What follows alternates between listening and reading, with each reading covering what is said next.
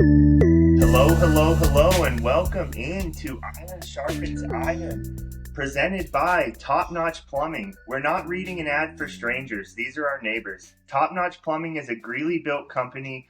Techs live here, coach here, and care what your house feels like at 6 a.m. in January. That's why they're Greeley's best plumbers 6 years running. For plumbing, HVAC, and drain cleaning, choose the team that treats your home like their own. TopNotchPlumbingLLC.com. I am Chris Bolin, and I am joined, as always, by Zach Bloch, Quinn Denker. Fellas, how you doing? It's a great day to be great, brother. God bless, man. It's been a while. We were talking before we started recording here. Feels like it's been about a month and a half since we've caught up. I think it's been like 8-9 days. But how were y'all Thanksgiving plans? I actually stayed in Greeley, went to my girlfriend's parents' house, and hung out there, had a nice dinner, ate some mashed potatoes, the usual Thanksgiving, but it was just calm. I miss my family though on Thanksgiving though. But yeah, me too. But Kira, my girlfriend, lives in Colorado Springs, so right after we played Air Force, I just stayed in Colorado Springs, and that was great. Her grandma made me the whole, I've got all the damn food allergies and stuff, so made me a whole gluten-free, dairy-free, everything-free Thanksgiving dinner, and that was pretty nice. She made these tequila shrimp is what she called them. Made about 65 of those. what's on? They just drown shrimp in tequila. Or I what? honestly got no clue. All I know is those mugs were getting demolished. Those things were good, bro. And then she made me a whole yam. I was like, yeah, grandma rocks. But I do miss my family too. 100%. It's been a while. Yeah. I haven't had a Thanksgiving at home in ages. 5 But at years. least we weren't in New Mexico. I've had one in New Mexico in a hotel. Texas Tech was last year, Dude, right? honestly, Texas, dude, shout out Marcel. Okay, yeah, that was Oh my that was a gosh. great Thanksgiving. That was I don't remember a lot of past Thanksgivings, but Marcel's family, Whipped up. Selly, Yes. shout out your family for real. We were in Texas, about to play Texas Tech. They're coming out with oxtail. They're coming out with every single side dish you could possibly, bacon, mac and cheese, like candied sweet potato yams, this massive thing of the best mashed potatoes you'll ever have in your life.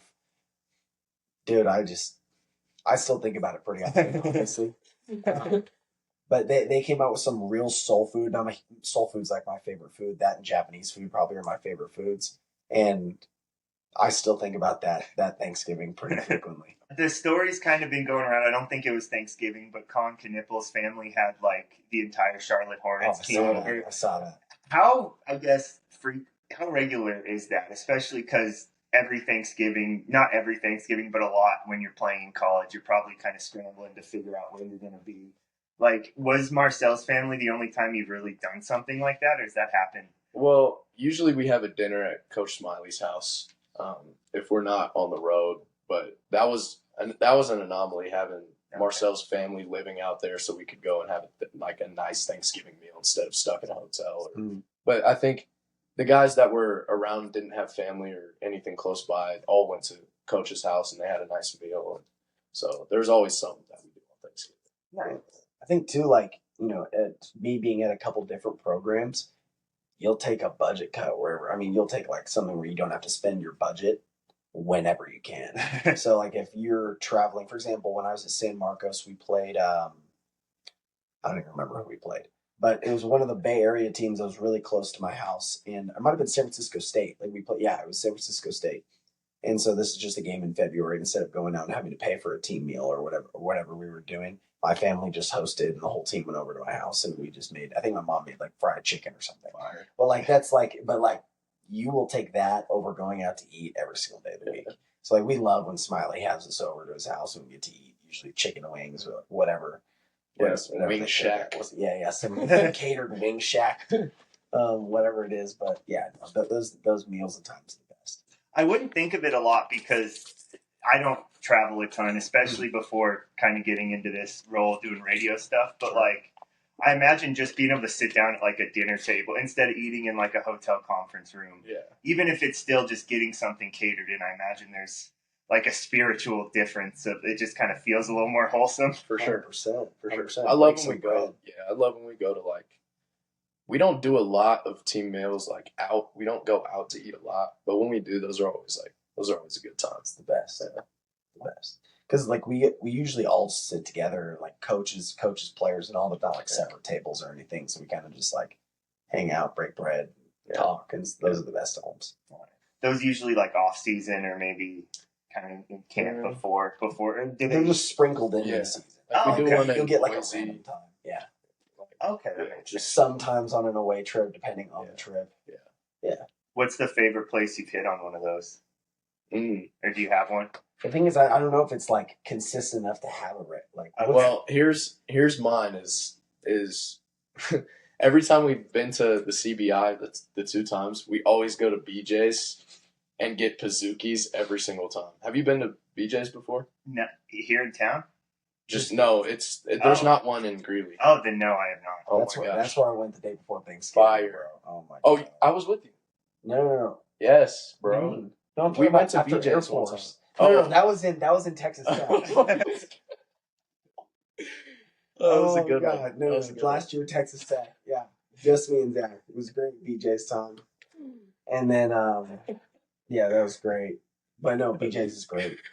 So actually, I've never been to the chain. There's one here that had the phone on the walls. There's one down in Lamar near where I'm from. I think completely independent. Like you call in the order from the table. Is that what the chain's like, or is it what is BJ's? You ever been to Cheesecake Factory? No, but I know the idea. It's kind of a similar deal. Basically, you just go in, sit down, normal food, but it's BJ's. They're always rotating their menu, but they have a couple like similar things. Cool. They make a lot of in-house stuff. They've got these like deep dish pizzas that they're famous for. They homemade their own root beer, but then the Pazookies. Like, oh my gosh, it's this like ice cream cookie. It's a cookie skillet. It's a cookie skillet. Okay, ice cream on top. Yeah. Bunch of different flavors. They got some like monkey bread. Yeah, bro. Well, they just came out with a Dubai chocolate one. Really? How much? Oh my gosh! What? You know how bad I'm going to hospital just try that, bro. Because if I ate one bite of that Dubai chocolate, I'd be KO. What's in the green stuff? Honestly, I think it's pistachio. Oh, okay. So you can just you just eat the green stuff. No, that's like coated in dairy, gang. Is the closest one Springs then? Denver? I think there might be one in Loveland. Oh, okay. I think. I might be. I could be making that up, but I don't really know. Because I know there's a PF Chang's in Loveland that I hit frequent. Yeah, in Centerra. Yeah. I'm showing how uncultured I am here this morning. But let's pivot to Air Force. That was, like I said, feels like it's been a year and a half ago. Wednesday before Thanksgiving. Air Force is just a weird team, I feel. Like we talked about, kind of similar to what Pepperdine does with the flex. So it was also the first game where it feels like you were able to kind of take that lead from 10 to 20 and just like put the game away. So I'll leave it as vague as possible. What were your guys' kind of takeaways from that Air Force game? I think just like kind of what you said is we weren't really, Coach came in at halftime. We were playing that game. It was a close game. We were only up, I don't know, 2 points, 3 points, something like that. And, just kind of laid into us a little bit. And we're just like, when are you guys going to get over the hump? Like, we're a good team, but we're not playing good. When are you guys going to elevate your level of play? Called a couple dudes out in particular. It was just like, man, let's rock. Let's play. And that second half was great because, we all came out firing on all cylinders. Me and Zach looked up and we're like, man, we only have one foul. Let's actually sit down. And, I'm not even kidding. That's something I said to him. I looked up and I was like, dude, we only have one foul. Yeah. Let's sit down. And so literally as soon as I said that, Zach picks up full court. And I'm like, this is awesome. And then, 1 point turns into 20 really quick. So yeah, I was heavily prepared after you said that to use all 5. Yeah. But I didn't. I think I don't know if I even fouled. I don't think you did. That's I did. I fouled once. Yeah. But hey, my favorite play of the game was we went on a little run. And I think someone got a rebound. Zach's running the right lane. I get an outlet pass. And they're cross match. They're kind of screwed up. They're trying to, in defensive transition, you don't have a matchup. You pick up whoever's closest. But, for some reason they were trying to switch and get like proper matchups or whatever. So I just threw a pass up ahead to Zeke. You don't give Zach Bloch an open 3. It's not a good idea. So he shoots this 3, and I don't even look to see if it goes in. I just turn around. I think I blacked out. I turn around. I start saying something to their bench. I'm like staring them down. I'm pointing. I'm doing something. Ball swishes through the net, and I don't even see it. I'm just talking my stuff. Turn around, look at Zach. It was great. It's a euphoric basketball moment. I didn't even see it until we were watching film, and Quinn was like, "Bro, did you see what I did?" And he I told Coach Smiley replayed it.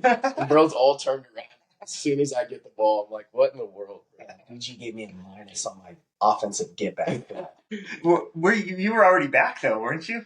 Yeah, but his rules got to be sprinting through the line. I was very much standing still at the half court line, just talking. So that is a minus in his book. That game, I think what you said about the kind of time to sit down, it felt like the defensive intensity in that second half is what kind of led to the difference. Yeah. Arik had a couple, not even a couple. He just was all over the place in that second half. All over the place. And is there any feeling of maybe we've kind of crossed a bridge here, or is it because I guess maybe into Omaha, I don't know if that kind of pans out, but was there a feeling of kind of okay, we've seen what it takes to put the foot on the neck, so to speak? Yeah, I think that in that Omaha game, we didn't play our best basketball. We missed some easy shots that we normally make, some easy layups. And just defensively, we made a ton of errors just on simple things that we work on every single day. Our scout mistakes were down this game, and I think that's kind of what saved us. And then obviously, making big plays down the stretch, Quinn and Ibu and Brock making huge winning plays and knocking shots down at the end. That kind of put us over the edge in that one. But it was crazy because they were out 2 starters. And, human nature, when 2 starters are out, what human nature can do. You can kind of take your foot off. I don't think our approach changed one bit knowing that. Because we knew they had some dudes coming off the bench that were really good. Like Glover picked an all preseason, all conference team. So we knew they had guys coming off the bench that just weren't getting the minutes that they probably deserved. Yeah, their young guard they played was good. Yeah, and he was really good too. He can space the floor a lot more. So I think that game was just, it came down to, we didn't play very well. We need to tighten down those things because, South Dakota, if we're not detailed and really locked in, then that's one that we could drop. So we need to change our approach this next. Yeah, no, well said. I just think, to answer your question simply, no. Fair. Yeah, it's probably not that simple. I don't think we've. I think Air Force, we were just, we got on a heater and stayed on a heater. I don't think we've crossed any bridge yet, which is a good thing in my opinion, because we very much still know that there's a million things that we need to fix, like he just went into detail about. And our record still is what it is. Just shows our maturity and our approach and our leadership. But there are a lot of areas that we still need to keep improving. I think that maturity is the thing that's kind of shined through the most. Very experienced team, and calling that Omaha game, even when they kind of had a 4-point lead with 8 minutes left, it was tight down this. I never really felt nervous the way you do a lot of the times watching. It seems like even. I'm sure you'd like the game to be at 10-15 instead of 4, but it still feels like you guys are in control, even when it does come down the stretch. I guess I don't know. There's no question off of that, but I just wanted a little observation. I love it. But yeah, then kind of let's reverse course back to the Regis game. That was crazy. I think 12 guys had checked in by the 10-minute mark in the first half. 59-19 first half. Regis. It looks like they're really battling the injury bug. Six healthy guys. You just gotta feel bad for that, because the thing is that's a good team. They've got good players, and a really good coach. Obviously, being a basketball hall. Isn't Rex Walters in the Hall of Fame? I don't know. Oh no, he played at KU. Yeah, he's a basketball legend. Yeah, definitely KU legend, NBA legend. But yeah, obviously, so they've got a good coach. Coached at USF. So he gets it. He's been a Division I head coach. They've got a bunch of good players. His son is averaging 9 assists per game or something. And, he's a good player. They had a bunch of good players. And then just the last 2 games, they had 5, like 2 starters and then 3 like leading scorer type guys all get injured with like broken arms, legs, like all the different kind of stuff. And it's just like that you just gotta feel for that. But they still came out and gave us their best effort, which utmost respect for Regis because they're all dogs. Like they play super hard, and it's hard when you're starting 3 men as now you're starting 5. Yeah. And it's just like that's got to be frustrating too. Then to have to play against a creature like Ethan, like and have to bang around with a guy like that. But then still they're throwing their punches, doing everything. I get the utmost respect for Regis. Yeah. It was kind of crazy. There wasn't much of a size difference between like the other 2 and their 5. It felt like they were all just kind of wings. 100%. That's like me and Quinn. Like you got to put Quinn at the 5 because we're all injured. Like that's what they were going through. I honestly like that though. I do too. I like Quinn at the 5 and 3. What would be the other 4 if you were at the 5? I assume it's you and Vince have to be in there. Maybe Tanner. So okay, if we were going to do an ultra small lineup, I would put Vince at the 1. I'd put Tanner at the 2. I'd put Zach at the 4. Okay. I'd put Reek at the 3 and me at the 5. Okay. Ultra smalls. Like some Montana State We should we should tell Coach Smiley like 100%. That's the lineup. Gaps whole game. Yeah. Gaps. Press switch everything. Press switch it all. 100%. Fire feeder. Yeah. You'd obviously give something up on the boards, but you're strong for your size, definitely. A Reek can jump out of the gym. You had 6 rebounds on Wednesday night. It just bounced. I don't know. Yeah, it just bounced. But that's why I put us at the 2 bottom guys because we could resist, and then we'll just fly around. Like that's the kind of thing you could do for only a 4-minute war. Yeah. And then just be like, okay, you 4, you 5 guys, gas out. Because Vince can really rebound. Yeah. We'll have Tanner chase around. We'll have Tanner chase around shooters. And he'll be a pancake guy. We'll all rebound, like 100%. It'll be good. And then you can't leave anybody open. No, seriously. Like you got this super athletic, dynamic guard like Vince, and you got 4 snipery guys just all around. What are you doing? It's Coach Smiley if you're watching. That sounds death lineup. It's 100% something I do in like 2K16. 100%. Back in the day, 100% in the park. Oh my gosh. But one of those snipers, a guy you guys have talked about a few times here, Tanner Burkita, kind of showed out in that one. Yeah, he did. He played in a handful of games, played pretty well, made a couple threes, but hadn't really got it going. I think went 4 of 7 in that game. Yeah. So is that how nice is it to see guys like him? Arik kind of finally got going on the off scoring wise. Yeah. And then Big Will Humer with 11 rebounds. How nice is it to see kind of the love shared around and some of those guys really excel when they get the chance? It's great. I mean, everybody scored that game, right? Yeah. Yeah. So Walker came in, hit a 3. It's great to see Tanner shoot the ball. That's what he does. And it was great to see Arik get going too, and just playing with that confidence because he's a confident guy. He's a confident scorer. He's a great scorer. So just to see him, come out of his shell with that a little bit and get more of a rhythm was great to see. And he's going to help us. He's going to be huge this year for us. So I also think too, not only this year but for the future. Like these are the kind of games that are really important for building the future of Bears basketball because you can see it with guys on the floor. Like obviously Arik's going to be a dog. Mm-hmm. Like with just those couple guys that we were talking about, Arik's going to be a dog. He's already a dog. Tanner Burkita hits 4 threes. Like that's the kind of thing he can do on any given night. Another one's Walker Asp. Like I think he's one who will be big in the future too, because he just does all the right things. Like Walker's like a glue guy. Yeah. Like he can knock down every open shot. He'll block a shot. He'll go get a rebound. He'll run the break. He'll always assist people. He'll crash the boards. Like every single one of those guys, Hunter Caldwell, whoever they are, Will Humer, all showed what we are a deep squad. And, you lose one. Like, for example, Brock was sick that game, so he couldn't play. For us, it's like next man up. Obviously, you don't want to ever lose Brock Wisney. He's the best center in the league. But we just have so much confidence in all of our teammates together that it's like, okay, one person's out, another guy steps up. I'm glad you brought up Walker because he out earlier in the year, kind of in the other couple games where everybody got some. he was the one guy on the team that didn't really know what his game looked like, I think. And you're right. I think he had good. 2 blocks. He's so long. Yeah. So and long.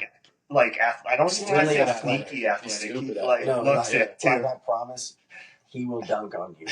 Yeah.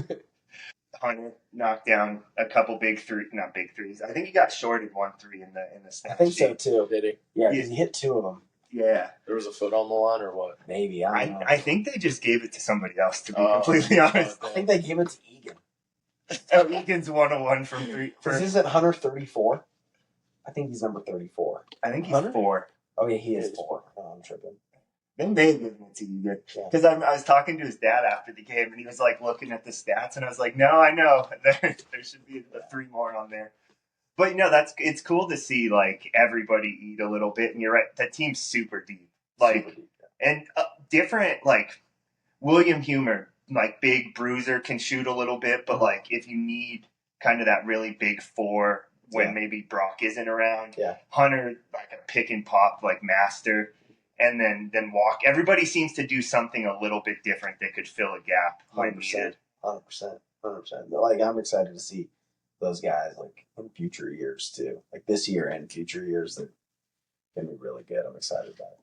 Okay. Then this year, though, I know I think you're going to hate this question, but back-to-back Big Sky Player of the Week. November student. Yeah, clap it up. See if I like an applause soundbite over the top of this.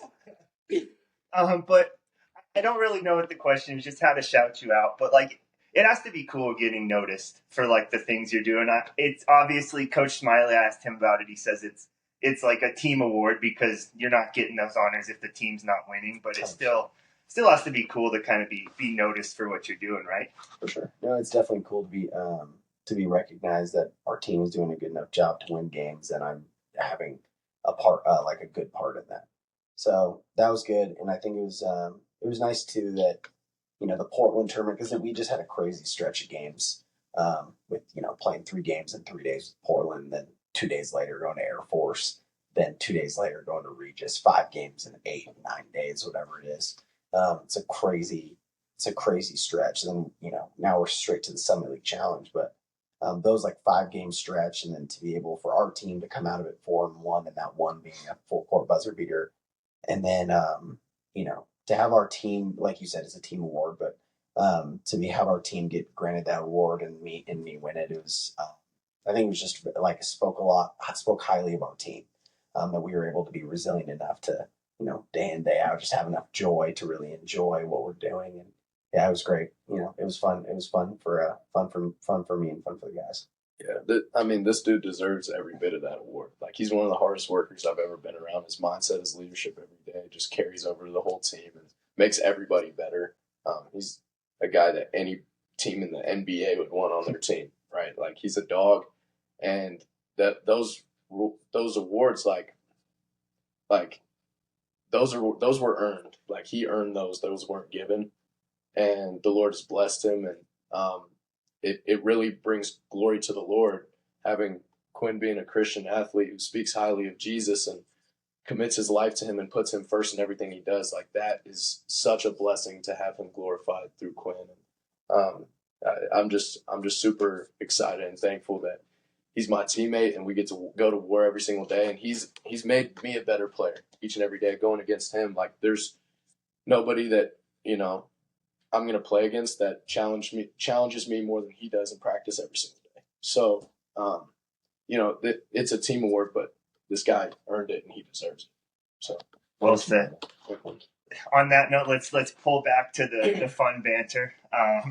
But South Dakota, you kind of joked a couple pods ago, like 0-2 in the Summit Big Sky Challenge last year.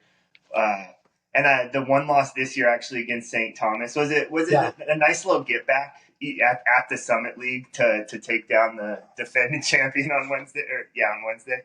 Honestly, I didn't even think about it. Yeah, we were. I didn't even think about it. I thought Omaha's arena was dope. Yeah, it was just kind of a fun game. It was cool that our volleyball team was able to be there.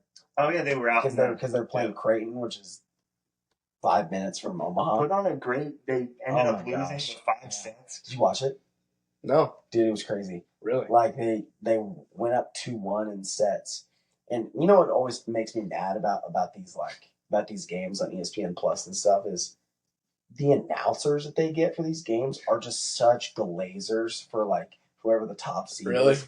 Oh my gosh. Like, you know, the announcers were glazing Creighton the entire time. And it's like, dude, our girls are running circles around there. And you're still glazing. Like, in the end the glaze won. But it still was I was so proud of those girls because they were just bawling like It went to 5, right? It went to 5. Yeah. That's dope. It's crazy. The doing tricks on it too is crazy because like that's an unseeded team like has a 2-1 lead over a 3 seed and you're still just it was just nuts. It was nuts. But I was really proud of the girls too because like just oh my god, our defense was just awesome, dude. Like GA, Bella, like Mia had like one awesome save when they won the third set. Bryn was just hooping.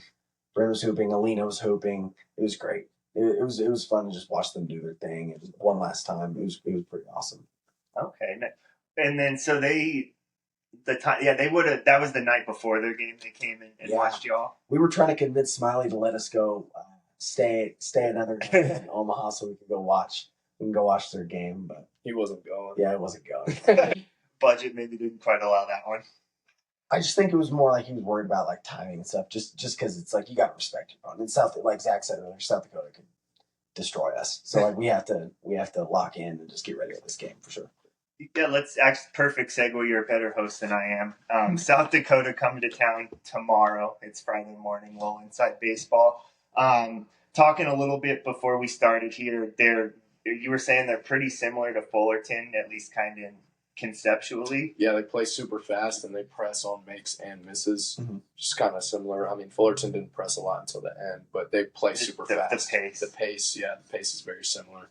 I don't believe they run a ton of action, but it's more like, you got to guard your yard, got to, make sure you know the personnel, stay detailed with that, and taking care of the ball is going to be huge. 100%.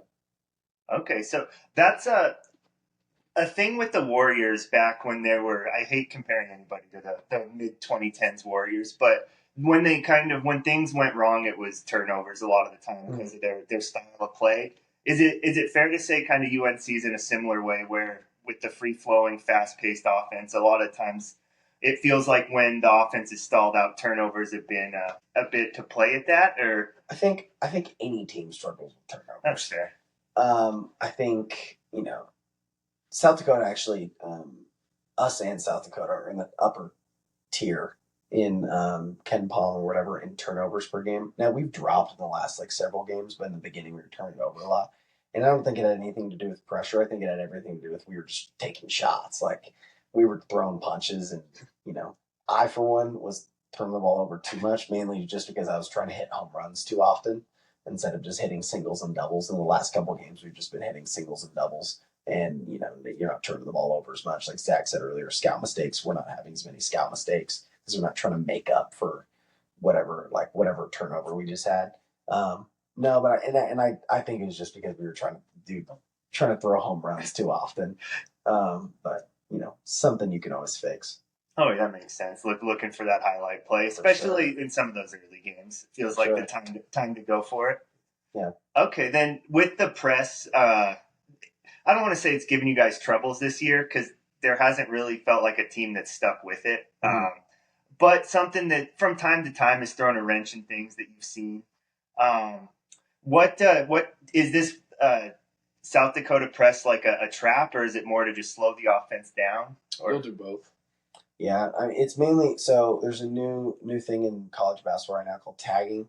Instead of you send all 5 to the glass, now you're not trying to swim move and beat your guy inside and try to go get the rebound. What you're trying to do is you're trying to tag up. So if I'm boxing out a guy, you're trying to be right next to me, and all 5 guys are essentially building a circle around this basket so that if the ball goes over the top, they will get the ball.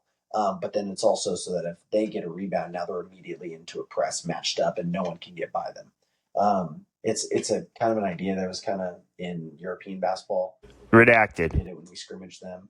We've had a couple teams so far that have done it, becoming a more popular thing. But they do it so that they can set up their press. Their press, to me, and what I've watched, is mainly about trying to slow you down, so that they don't have to guard as many half court actions. Now they will throw in a trap or two, or try to run and jump or do something every now and again. But for me and what I've seen, it's basically just been like, let's slow you down so you don't have 30 seconds down there, so you only have 18. That's just kind of what it's seemed like for me. What do you do in response to that? Because like if you try to throw the home run ball, you're probably going to turn it over at least a handful of times. But then if you do kind of just work it up the court, you're left with 18 seconds, like you say. Is it just, okay, we have 18 seconds and we have to run our stuff now? Or does that kind of change anything, or is it just delay it? Honestly, I don't think it changes anything. I think we're the perfect team for this kind of stuff because, as we've talked about before, all of our stuff is actions. So all we're doing is just getting in actions, and all it does is make Smiley's night easier because now he's not having to call plays or like do all this different kind of stuff for specific looks. Yeah. All we're doing is just sprinting the ball down the floor, breaking the press. Again, if they leave Zach Bloch open, he'll shoot it. We crash, we rebound. If we speed the ball down the floor, Brock will do something that Brock is usually the main initiator or the five or, me or Zach or whatever it is. But if Brock pops to a certain spot, I'll throw it to him. And then when he catches the ball, everyone on the floor will know what to do because we've worked it out a million times. So, like, doesn't matter if it's 18 seconds, 10 seconds, or 5 seconds. Like, we all know what actions we need to do depending on where the ball goes. And, instead of just calling set plays, now you're just running actions. Yeah, we can get this stuff pretty organically. And not everything has to be scripted for us because like you said, we've run it out a million times, and there's so many different things that we know how to do. So it makes it easier that we don't have to slow the ball up, get set, and call a play every single time. Now there's going to be times for that during the game, but when we break the press, we can't organize the pieces every single time. We have to just go and play organically. And then on kind of flipping it, last year, I think a couple times this year too, feels like you guys will run kind of a soft press. I don't know if it's a situational thing or if it's just something you see and want to mix in. Is that part of the game plan? And then kind of without giving anything away, obviously, what triggers like that, and kind of what's the thought process behind it? We kind of just press whenever we feel like it. To be honest. Our coach will usually call it out. It's usually going to be after a free throw sometimes. Not always, but sometimes. Is that Coach Clote? No, it's Smiley. Smiley calls that out? Okay. Smiley will call it out, and it's usually like I said, it's whenever he feels like it, and whenever we think it's a good idea, we'll do it. All our presses are personnel-based, so we've got like a million of them, but they're all dependent on whoever the team we're playing and whoever's on the floor for the other team. So that's kind of how we structure our presses. But yeah, last season, this year, we do the same thing. It's not like a consistent press, like we're doing it every single time we score or whatever it is, but certain situationals we'll do it. What's worse than a busted water heater? Waiting 3 days to fix it. Top-notch plumbing, responsive local pros for plumbing, HVAC, and drain cleaning. 6-time best plumber in Greeley. PlumbingLLC.com. And with that, we're about 35 minutes in here. It's that time for what's becoming my favorite part of this podcast, the Splash Disciples segment. So I will pass it over to the disciples. What do you have for us this week? Me and Zach were talking about this. We were having a conversation the other day just about misconceptions about what it means to be a Christian. We've kind of talked about that a little bit. We talked about in a previous episode the difference between being a Christian and a follower of Jesus. Something that I read the other day that was kind of good, and I shared with him, and we just talked about it for a while, was what it means to how you come to Christ, or like how the integration works is, okay, I just committed my life to Christ. Now, how do I become more Christ-like? Because there's a lot of misconceptions out there, and people think you need to be this perfect person in order for God to love you, when that could not be further from the truth. God meets us where we're at. And so the thing that I saw was like, what was the exact term? It was like, God doesn't, you don't have to change to meet, like, what was it? It was good. I love the way it was worded. You don't have to I don't. It was know like exactly what it was like you don't have to change for God to love you. God's love will change you. Okay. And it was something because it's like the whole idea and premise of what I'm trying to say is you don't have to in your own power go change and try to be this perfect human being who's this super holy whatever in order for God to love you, because that's not how God works. That's how like religion works and other religions and whatever it is. You know, I say this all the time. I'm not a religion person. I'm a Jesus person, because religion has been used over years and years to do bad things. And I love Jesus because Jesus is my way of life.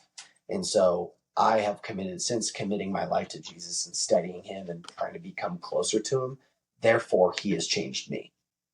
So like he met me where I was at, and I was this broken human being who did a million things wrong, and decided, okay, I'm committing my life to Jesus. I'm going to start reading the Bible. I need to understand more of who he was and what he did and how he talked, how he spoke, what he ate, what he did. And by doing all of those things and learning more about him, he changed me as a person, as a human being. When other people think it's the other way around, you have to change all these things first, and then God will love you. It's the complete opposite. Yeah, I think this verse came to mind when you were talking, Romans 5:8. But God demonstrates his own love for us in this: while we were still sinners, Christ died for us. Right? So Christ died for the worst version of you, which is, I think, is the epitome of love, right? That is the holiest, the most loving act anyone could do, is lay down your life for your friends. And especially us who are broken and sinners and have turned our backs on the Lord, he still died for that version of us. And I think a lot of people have heard this metaphor. You don't get clean and get in the shower. You get in the shower to get clean. And that's the same thing with Christ, right? You come to Christ and he'll clean you up. You don't get clean and then come to Christ. That's not how it works. And I've seen that, I've seen that metaphor been used around, and I just think it's perfect for this situation. It couldn't be more real. That was fire. Yeah. That was tough. That was so hard. You ever heard that? No, I haven't heard that at all. No, I was like, where it hurts. Oh, God, that was great. No, like that could not be more true. Yeah. Oh, gosh, that was so good. That was awesome. I'm going to use that eventually. That's a good one. But it's so true, because, me and Zach could tell you a million stories, probably not on the pod, but me and him have both made a lot of mistakes in our past. We've hurt people. We've, lied. We've made mistakes.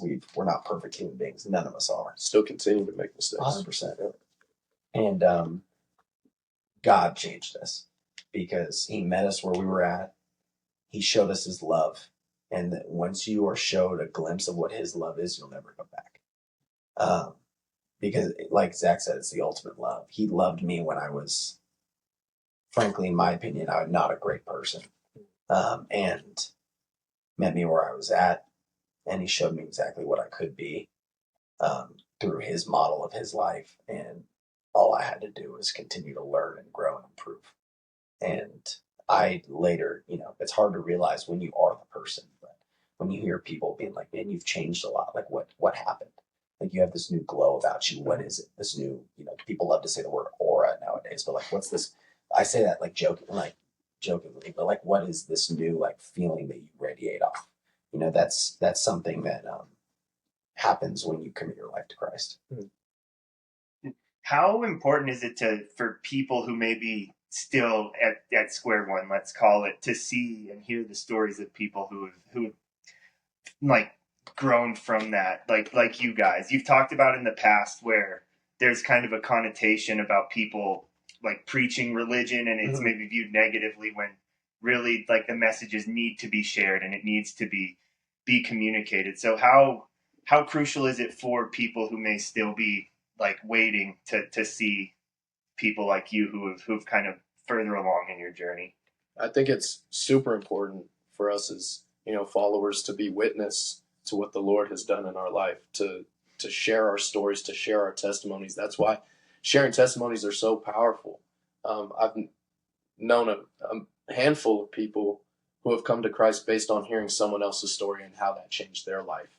And I think for us, we try to share how Jesus has impacted our life, because, you know, that could end up changing someone's heart. You know, they could see, oh, I want what they have. Why are they like that?